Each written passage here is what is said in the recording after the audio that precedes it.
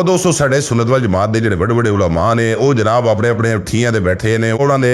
ਇਹ ਜਵਾਨਾਂ ਤੇ ਵਰਕ ਕਰਦੇ ਹੀ ਨਹੀਂ ਪਏ, ਉਹ ਆਪਣੇ ਧਿਆਨੇ ਲੱਗੇ ਨੇ, ਜੋ ਵੀ ਉਹਨਾਂ ਦੀ ਕੋਈ ਜੁਮੇ ਸ਼ੁਮੇ ਪੜ੍ਹਾ ਦਿੱਤੇ, ਨਮਾਜ਼ਾਂ ਪੜ੍ਹਾ ਦਿੱਤੀਆਂ, ਬਸ ਇਹਨਾਂ ਕੰਮਾਂ 'ਚ ਲੱਗੇ ਰਹੇ ਨੇ। ਔਰ ਜਿਹੜੇ ਸਾਡੇ ਸੁਨਨਤ ਵਲ ਜਮਾਤ ਦੇ ਜਿਹੜੇ ਯੰਗਸਟਰ ਨੇ, ਜਿਹੜੇ ਸਕੂਲ ਕਾਲਜਾਂ ਵਾਲੇ ਨੇ, ਉਹ ਆਪਣੇ ਆਪਣੇ ਮੋਬਾਈਲਾਂ ਤੇ ਜਨਾਬ ਜੀ ਨੈਟ ਤੇ ਬਹਿ ਕੇ ਤੇ ਉਹ ਜਨਾਬ ਵੀ ਅੱਲਾ ਯਾਰੀ ਨੂੰ ਸੁਣ ਲਿਆ, ਹੋਰ ਦਸ਼ੀ ਉਹਨਾਂ ਦੇ ਅਗਰ ਕੋਈ ਦੋਸਤ ਨੇ ਤੇ ਉਹਨਾਂ ਦੇ ਨਾਲ ਗੁਫ਼ਤਗੂ ਹੋ ਗਈ ਤੇ ਉਹਨਾਂ ਨੂੰ ਸਮਝ ਆਈ ਜਾਂਦੀ ਹੈ ਵੀ ਯਾਰ ਕਿਧਰੇ ਨਾ ਕਿਧਰੇ ਗੜਬੜ ਹੋਈ ਹੈ, ਕੋਈ ਪਰੇਸ਼ਾਨੀ ਬਣੀ ਹੈ। ਤੇ ਮੇਰੇ ਹਿਸਾਬ ਨਾਲ ਸਾਡੇ ਸੁਨਨਤ ਵਲ ਜਮਾਤ ਦੇ ਉਲਮਾ ਨੂੰ ਖੁਦ ਤੋਂ ਹੀ ਐਕਟਿਵ ਹੋਣਾ ਚਾਹੀਦਾ ਹੈ। ਔਰ ਜਿਸ ਟਾਈਮ ਉਹ ਅਗਰ ਐਕਟਿਵ ਹੋ ਗਏ ਤੇ ਮੇਰੇ ਹਿਸਾਬ ਨਾਲ ਸਾਡੇ ਬਹੁਤ ਸਾਰਾ ਸਾਡੇ ਜਵਾਨਾਂ ਦਾ ਭਲਾ ਹੋ ਸਕਦਾ ਹੈ। ਔਰ ਸਪੈਸ਼ਲ ਜਿਹੜੇ ਤਾਰਕ ਮਸੂਦ ਸਾਹਿਬ ਨੇ, ਤਾਰਕ ਮਸੂਦ ਸਾਹਿਬ ਕਮ ਸੇ ਕਮ ਜਿੰਨੇ ਉਰਦੂ ਸਪੀਕਿੰਗ ਵਾਲੇ ਨੇ, ਕਰਾਚੀ ਦਾ ਏਰੀਆ ਹੈ, ਬਾਕੀ ਦਾ ਉੱਥੇ ਉਹ ਕਮ ਸੇ ਕਮ ਉਹਨਾਂ ਬੱਚਿਆਂ ਨੂੰ ਤੇ ਆਪਣੇ ਉਹਦੇ 'ਚ ਉਹ ਕਰਨ ਨਾ, ਕਿਉਂਕਿ ਉੱਥੇ ਵੀ ਤੁਸੀਂ ਦੇਖੋ ਸਹੀ ਕਿ ਉਹ ਜਿੰਨੇ ਵੀ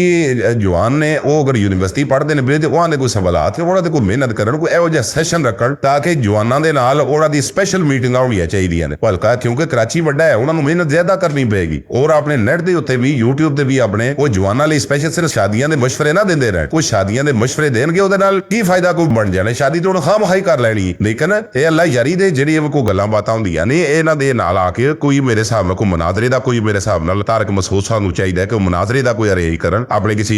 ਜਵਾਨ ਨੂੰ ਕਹਿਣ ਕਿ ਉਹ ਕੋਈ ਕਲਿੱਪ ਬਣਾ ਕੇ ਉੱਤੇ ਚਾੜ ਦੇਵੇ ਤਾਂ ਕਿ ਅੱਲਾ ਯਾਰੀ ਨੂੰ ਪਤਾ ਚੱਲ ਰਿਹਾ ਕਿ ਜਨਾਬ ਜੀ ਲੋ ਜੀ ਤਾਰਕ ਮਸੂਦ ਸਾਹਿਬ ਵੀ ਜਿਹੜੇ ਨਾ ਉਹ ਕੋਈ ਮੁਨਾਜ਼ਰਾ ਕਰਨਾ ਚਾਹੁੰਦੇ ਨੇ, ਇਹਦੇ ਨਾਲ ਲੋਕਾਂ ਦਾ ਭਲਾ ਹੋਏਗਾ।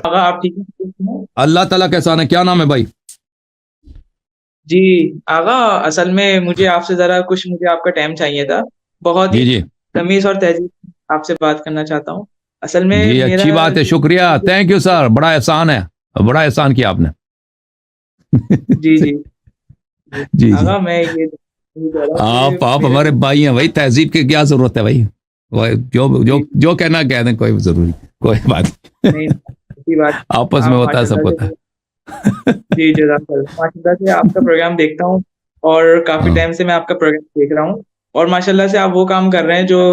پاکستان کے، انڈیا کے علماء جو ہیں وہ نہیں کر رہے، یہ بات حقیقت ہے۔ مولا رکھ کے آپ وہاں سے بیٹھ کے دفاع کر رہے ہیں ملت جعفریہ کا، تو مولا آپ کو سلامت رکھے۔ تو نہیں تو پھر تو میں بہت ہی غلط کام کر رہا ہوں نا، میں وہ کام کر رہا ہوں جو علماء کر ہی نہیں رہا ہے، تو غلط، اس کا مطلب یہ غلط ہوگا نا۔ نہیں نہیں آغا، اصل میں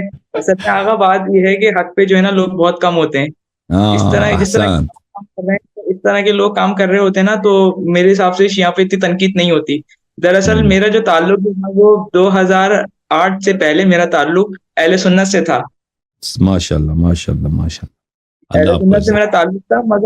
مگر اچھی بات آغا یہ تھی کہ ہمارا جو گھر جو تھا ماشاء اللہ سے اہل بیت کو سنتا تھا، اہل بیت کو مانتا تھا، تو میں مجلس میں بھی جایا کرتا تھا، میں نوحی بھی سنا کرتا تھا، تو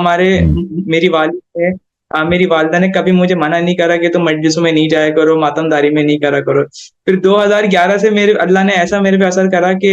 میں ماشاء اللہ سے نوحی میں نے پڑھنا شروع کر دی ہے، منقبتیں میں نے پڑھنا شروع کر دی، اور الحمدللہ ابھی رجب شعبان جو گزرا ہے اس کے اندر میں نے 30 جگہ جشن پڑھے ہیں اور 8 جگہ میں نے نوا خوانی کری ہے۔ تو یہ بات ہے ساری کی ساری، اور ماشاءاللہ سے کربلا کی زیارت بھی کر کے آ گیا ہوں، اور ماشاءاللہ سے مولا رضا کے روزے پہ بھی چلا گیا۔ ماشاءاللہ ماشاءاللہ ماشاءاللہ۔ جی آغا جی، میں یہ آپ صرف یہ کہنا چاہ رہا ہوں کہ جو تراویح کا جو آپ بات جو کر رہے ہیں کہ لوگ جو تراویح جو پڑھتے ہیں، تو آج کل بڑا ٹرینڈنگ یہاں پہ چل رہا ہے کہ میرا جو گھر ہے، ایک گھر چھوڑ کے اہل سنت کی مسجد ہے ہمارے گھر پہ نا، مطلب میرا جو گھر ہے چھوڑ کے اہل سنت کی مسجد ہے، تو وہاں پہ تراویح ہوتی ہیں، اور ان کے جو جمعہ خطبہ ہوتا ہے اس کی آواز بھی آتی ہے۔ تو اگر یہ تراویح بدعت ہے، ان لوگوں کو پتہ ہے کہ بدعت ہے، تو یہ لوگ تراویح کیوں نہیں چھوڑ دیتے؟ ان کو پتہ ہے کہ ابو بکر عمر کی خلافت بھی صحیح نہیں نا، وہ اس کو پکڑے ہوئے ہیں نا، ان کو پتہ ہے۔ وہ یہ بھائی جو لوگ رسول پاک صلی اللہ علیہ وسلم کے زمانے میں تھے نا بھائی، ان کو پتہ تھا کہ پیغمبر حق ہیں، انہوں نے معجزے دیکھے۔ جب شق القمر کیا جاتا ہے نا، اس میں تو شک تو نہیں رہتا، اور پیغمبر صلی اللہ علیہ وسلم 40 سال تک ان لوگوں کے درمیان رہے تھے، یہ خود کہتے تھے کہ صادق امین، یہ شخص کبھی جھوٹ نہیں بولتا، اور یہ بڑا امانت دار ہے۔ یعنی وہ ان کے جو مشرکین تھے، ان کے دشمن تھے، اپنی امانت ہمارے نبی صلی اللہ علیہ وسلم کے پاس رکھتے تھے، اپنی قیمتی چیزیں سیف کیپنگ کے لیے کر رکھ دے، ٹھیک ہے نا۔ تو ان کو تو پتا تھا کہ رسول پاک صلی اللہ علیہ وسلم کبھی جھوٹ نہیں بولتے، ان کو تو پتا تھا کہ یہ کتنے اچھے ہیں،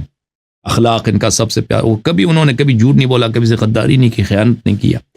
اور پھر انہوں نے ادعا کیا میں نبی ہوں، اور پھر معجزات لے کے آئے، تو وہ تو انسان کو فوراً یقین ہو جاتا ہے کہ اللہ کی جانب سے ہیں۔ لیکن مکے والوں نے کیا سوائے کچھ فقیر فقراء کے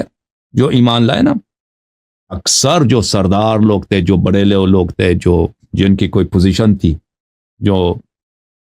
جنہوں نے دنیا دیکھی تھی، تجارت کے لیے کبھی شام جاتے تھے، کبھی یمن جاتے تھے، کبھی ایران جاتے تھے، بڑے بڑے لوگ تھے، وہ سب نے کہا آپ جھوٹ کہہ رہے ہیں، حالانکہ ان کو بخوبی پتا تھا کہ سچ کہہ رہے ہیں۔ کیوں ایسا لوگ کرتے ہیں؟ یہ انسان جو ہے نا، ایک دفعہ شیطان کے پیچھے لگ جائے تو پھر یہ عقل کی بات نہیں مانتی۔ عقل تو یہی کہتا ہے نا کہ آپ نبی صلی اللہ علیہ وسلم سچے ہیں، وہ اللہ کی جانب سے آئے ہیں، وہ کبھی انہوں نے جھوٹ نہیں بولا ہے۔ اور یہ جو کہہ رہے ہیں کہ ہمارے خدا ہیں، ہمارے بت ہیں، یہ باطل ہیں، یہ صحیح کہہ رہے ہیں۔ ان کو تو پتہ ہے کہ بت نہیں ہے، یہ بت خدا نہیں ہے، ان کو تو پتہ تھا یہ باتیں، وہ لیکن اس کی کیوں اتباع نہیں کر؟ کیونکہ وہ ہوائے نفس کے پیچھے، شیطان کے پیچھے لگے تھے۔ شیطان اور ہوائے نفس کے جب انسان اتباع کرتا ہے تو پھر وہ حق بات قبول نہیں کرتا، حق بات کی تصدیق نہیں کرتا۔ تو ابھی جو لوگ ہمارے، ان کو پتہ ہے کہ تراویح باطل ہے، جی ہاں، پھر بھی تراویح پڑھتے ہیں، بہت ساری چیزیں ان کو پتہ ہے۔ حد اقل ان کے علماء کو پتہ ہے، ان کے مولویوں کو، بڑے جو مولوی ہیں، چھوٹے موٹے مولویوں کو تو پتہ نہیں ہوتا نا، چھوٹے جو مولوی ہوتے ہیں ان کا اتنا مطالعہ نہیں ہوتا، وہ رٹائی باتیں ان کو یاد ہیں، لیکن جن لوگوں نے تحقیق کیا ان کو بہت ساری باتیں پتہ ہوتی ہیں۔ لیکن تعصب ایک بہت بری چیز ہے، تعصب انسان کو، بہت سارے لوگوں نے بتوں پہ تعصب کیا ہے رسول اللہ صلی اللہ علیہ وسلم کے خلاف۔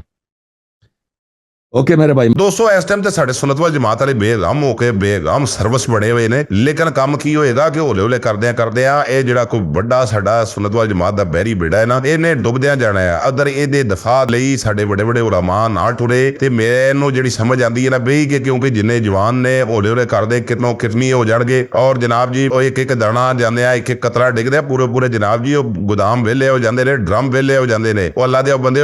اس لیے میرے حساب نال سانوں سنت وال جماعت دے جڑے بڑے علماء نے انہاں نوں چاہیے آپس وچ میٹنگ رکھن اور اللہ یاری دے نال دو ہاتھ کرن، تاکہ اے دے نال جڑے بھی کوئی مناظرے بھویں اودے 50 مناظرے بنن 100 بنن، میرے حساب نال کرنے چاہیے نے۔ اے دے وچ ہر عالم دے ذمے میرے حساب نال کوئی 15 20 کوئی مناظرے آنے چاہیے نے۔ اور طارق مسعود نوں وچ میرے حساب نال اے جڑی کابینہ کو بنے نا، اودے طارق مسعود نوں کہ 40 50 مناظرے اے دے ذمے کیتے جان، اور انجینئر علی مرزا کو 40 50 اے دے ذمے کرنے چاہیے نے، تاکہ کیونکہ جنے لوگ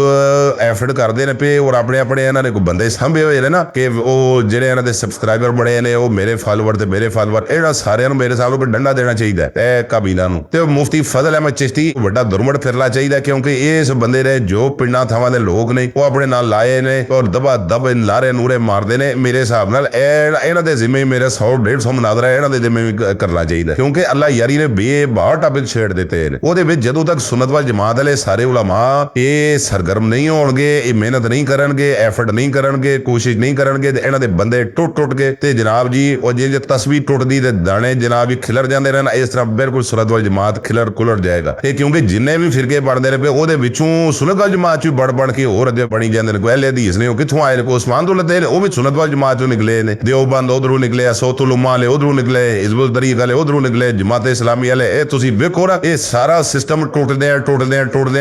بالکل جناب۔ ایک قادیانی بھی کیا ہے سنت وال جماعت چوں نکلے کہ اللہ دے بندے ساڈے علماء نوں محنت کرنی چاہیے، اور ساڈے اگر علماء محنت نہیں کرن گے تے بالکل شرازہ سنت وال جماعت دا بکھر جائے گا۔ میری تے ریکویسٹ ہے جے کوئی سنت وال جماعت دے کوئی بڑے سن لین۔ دوستو انشاءاللہ اسی نویں کلپ دے نال اسی پھر انشاءاللہ حاضر خدمت ہوواں گے۔ بہت شکریہ۔